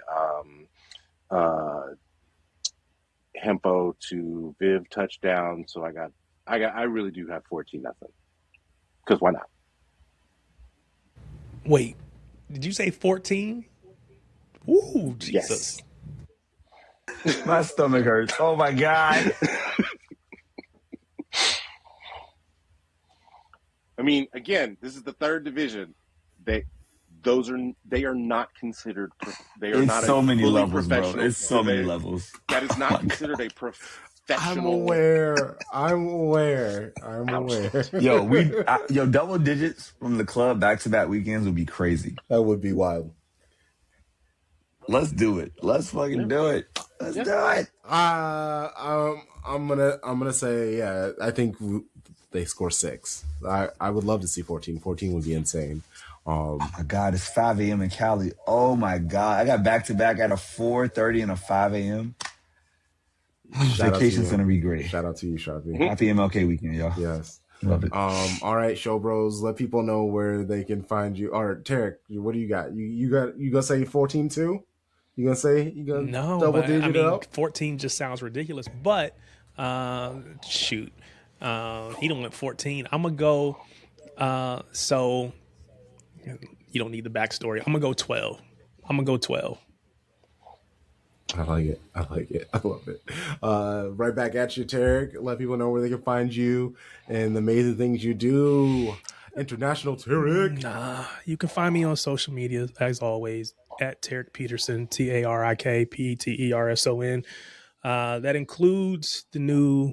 It's really not that new anymore, but the new-ish YouTube channel that we launched. Again, just search for the name Tarek Peterson. It'll come up. But yeah, I appreciate any and all support, and as I hope to continue to grow it. We 808 from 300, 292 subscribers. Give my man the 300. Yeah. Subscribe. It was like 240 something when earlier today. That's crazy. And you get a raid or whatever, and you just tell people, "Look, I'm trying to get some." So I don't want to take time. Go ahead, man. Spread the word, baby. Tom, where can they find you, Tom? If you can find me on the 12, which is the WSL podcast that you should be listening to. You can find me on Casey Current Zoom, hearing the owner talk about how he called his college roommate Jesse Marsh, and Jesse Marsh told him that Chris Armas is the person that they should hire. I'm so disgusted. I don't even know what to. Oh God. Also, if there's a social media app and I use it, TomBomb816. That's lit.